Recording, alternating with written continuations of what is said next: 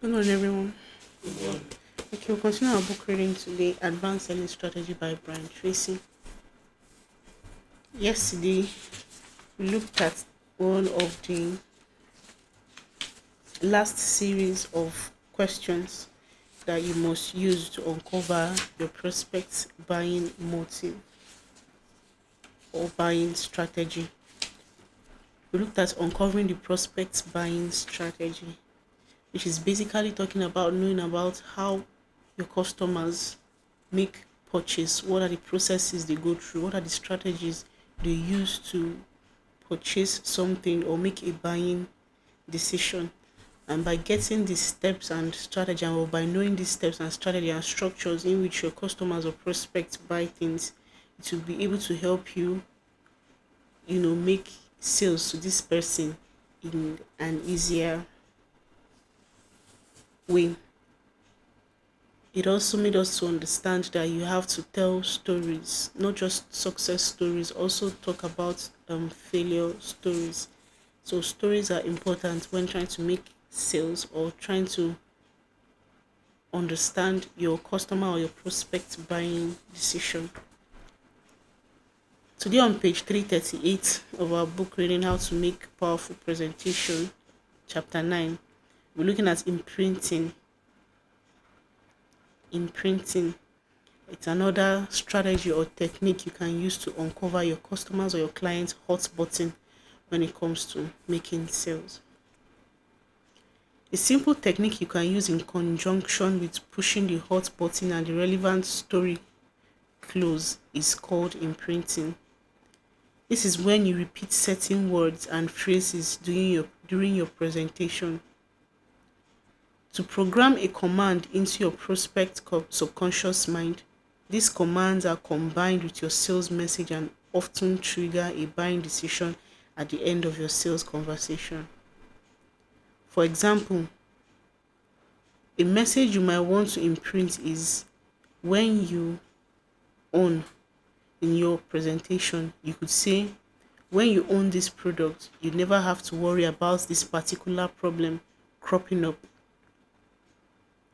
If one of the benefits of purchasing your product is that it deals with a particular problem each time it arises, this is a powerful sales message. Another message you want to imprint is buy it today. You could say something like, if you buy it today, we can deliver it later this week and you can start using it this very weekend. Once a person decides they want to enjoy the benefits of a product or service, they almost immediately become impatient. They want it now. Urgency and speed of delivery becomes an important motivation to take action. Or you may want to imprint the message, start using it. You could say after this machine is installed and you start using it, work that used to take 2 hours will take only 20 minutes. Your aim is for your prospects to be thinking about starting to use it as he listens to your presentation. This message predisposes him towards buying at the end. In retail sales, you want to imprint the message, take it with you. Many sales, even large ones, are made on impulse. While the person is there in front of you, you have the greatest likelihood of closing the sales. But if he walks away to think about it or to explore other options, your chances of getting him back and making the sales diminish dramatically. You can say, why don't you take it with you? Or if you take it with you, you can start using it as soon as you get home. Or the smartest thing would be for you to take it with you today and get started with it. Please understand that these techniques are not ways of manipulation or manipulating a prospect or trying to get the prospect to do anything that is inconsistent with his or her best interest.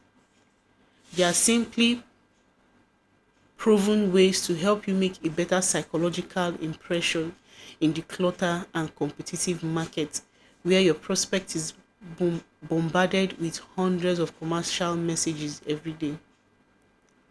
These are ways to help your message stand out and stick in the customer's mind. The more of them you use, the more likely it is that the customer will end up buying from you, no matter what else happens in the world around him. Presentation tools. Everything counts. Many sales are made or lost as a result of sales people or salesperson doing or failing to do one small thing. Sorry, I'll take that again. Everything counts. Many sales are made or lost as the result of salespeople doing or failing to do one small thing. Customers are busy, suspicious, and often unforgiving. They have a natural tendency to assume that a poor sales effort is indicative of a poorly run company and a poor product or service. They are afraid of making mistakes, and they often make mountains out of molehills. They are sensitive to details and consistently looking for indications that you are either the right or wrong person to do business with. You've heard the little ditty many times. For what of a nail the shoe was lost. For want of a shoe the horse was lost. For want of a horse the rider was lost. For want of a rider the battle was lost. For want of the battle the kingdom was lost. Or oh, what a lose for one little nail. Selling is a mental game. You do not load bales and tote hay to make a living. You think. Your stock in trade is your knowledge of your product or service and how it can be used to improve the work or life of your prospect. Like a doctor, your ability to the ability to improve the work of your life of your prospects. Sorry, I'll take that again. Like a doctor, the ability to apply your knowledge on behalf of your patient/customer is what you have to sell. The more skillful you are at using this knowledge, the more sales and the more money you will make. The first tools for successful presentation is true product knowledge. You must know your product cold, inside and out. You must be thoroughly conversant with every details of your product or service. How it was designed, how and why it works, why it does, and the various applications to which it can be put. You must be thoroughly familiar with your competitors' products as well. You must know what you're selling against. You must know the relative strengths and weaknesses of their product and service as compared with yours. You must have thought them through carefully and know exactly how to position your offering in such a way that your customer sees you as the best choice provider of what you're selling. Top salespeople make themselves absolute experts in the area of the product or service they sell. They study it continually. They read books, magazines, and articles on it. They take every course and attend every workshop they can find. They are determined never to find themselves in a situation where they are asked a question about their product or service that they cannot answer in complete details. Top salespeople take it as a matter of pride that no one should know more about their product or service than they do. The second presentation tool you need is customer knowledge. This is in your depth understanding of the customer situation and how your particular product or service can most help your customers to achieve his goal or solve his problem. There's nothing more flattering to a customer than for him to realize that you have taken a good idea of time. There's nothing more flattering to a customer than for him to realize that you have taken a good deal of time and trouble to learn about his situation and how your products can help him before you meet with him and begin to offer recommendations. On the other hand, there's nothing irritating to a customer than to have a salesperson sit down and begin recommending a product or service before he has taken the time to thoroughly understand the situation the customer is facing. A well educated, well dressed salesperson from a high tech company on called on me not long ago. Our company spends hundreds of thousands of dollars developing advanced multimedia sales training programs. He arranged this appointment by going through someone else in our office, and it has been scheduled several weeks in advance. He arrived on time, well dressed, well groomed, cheerful, intelligent, with a firm handshake and a pleasant personality. After a few minutes of introduction and pleasantries, he launched into the purpose of his visit. He began telling me about the various things his company could do for my company to improve our product and service. He explained how advanced they were in video games, video graphics, interactive learning system, computer-aided teaching, and other skills that will be applicable to a training business. He spoke quickly, asking few questions. As I listened to him, I could tell from his comment that he knew nothing about my business and that he had made no efforts to find out. About 10 minutes into the monologue, I stopped him and asked him, "How much do you know about this company and what do we do here?" He stopped and immediately became flustered. He muttered and double talked for a couple of minutes and then finally admitted that he wasn't sure what our business involved. I asked him if he had requested information from the person in my company who had set up this appointment. He told me that he hadn't. He had been too busy. Then he made the final mistake. He said, "I would be very interested in learning more about what you do if we decide to do business together." What? Was he saying that he was not prepared to learn anything about my business before he made sales to us? Yes, that's exactly what he was saying. At this, I stood up and ended the conversation. I thanked him for coming. He was a bit dumbfounded. As I showed him to the door, I explained to him that he was wasting my time to come in to talk to me about his services when he had no idea of my situation or business activities. I told him that he had violated one of the first laws of selling: know thy customer. I said goodbye at the door and suggested as a sales trainer that the next time he get an appointment with the president of a company, he should make some efforts to find out a little about the company. My story is all too common. It is absolutely amazing how many salespeople call on prospects without having taken the time to learn something about him or her bear sorry, learn about him or her beforehand. And the bigger the customer or the fewer the prospects in your territory, the more important it is.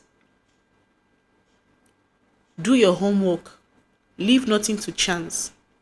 Customer knowledge is as an important part of your stock in trade. It is a vital part of what you will. It's a vital part. It's a vital part of what you have to sell. The quality and quantity of customer knowledge you have will determine the income as much as any other factor. This is where we'll stop for our reading today. Okay, talking about presentation. So first of all, it's reminding us that every little thing counts. If you want to make excellent results, you have to consider every little thing you're doing. If you can remember back when we started this book, it defined customers, who customers are nowadays. Customers are no more ignorant or naive about what they want to buy or the kind of purchase they want to do or whatever consumption they want to make. Whenever they want to purchase something, they do research, they go for market survey, they compare prices to know the best to go for. They do their budgeting to know what amount they are spending on a particular product or a service before they can make a buying decision. Before we read on imprinting yesterday. It was telling us that you need to find out your customers' buying strategy, find out your customers' buying structure before you be able to make sales to them, to making sales to them easier. And today is still reminding us of the same thing in presentation tools. So it's not only about having product knowledge. Customer knowledge is very, very important. If we were listening attentively to the story that he was saying, the salesperson didn't know anything about the company or the president in which he was going to have a meeting with or an interview with. He just went in and started talking about what his product and service can do and the rest of it without finding out the problem that company is going through or what the problem that company is passing through to know if his product or service will be able to serve them better. He didn't care. So caring is very, very important. Caring, knowing about your customers before going in for a presentation with them is very, very vital and it is key. Customer knowledge is very, very important. Just like the way we know our customers, we know which customer does which thing, we know which customer behaves which way. So if you're bringing up some strategies or some things, steps you want to use, you know that, okay, no, I cannot use it for this customer because this customer is like this. So customer knowledge is very important. Product knowledge too is also very, very important. Then he talked about imprinting. He defined it as a simple technique that you can use in conjunction with pushing the button, hot button, and the relevant story telling. Okay, it is imprinting is when you repeat certain words to a client or a customer. He gave us examples of certain words that you can use for imprinting. You can tell them to buy it today. You can tell them to buy it now. You can like tell them, okay, buy it now while offer last, or buy it now because you don't know what happens tomorrow. So the book gave us certain examples you can use, certain words you can use to imprint on your customers or on your clients when trying to make sales. So that's just a brief summary of our reading this morning. Thank you.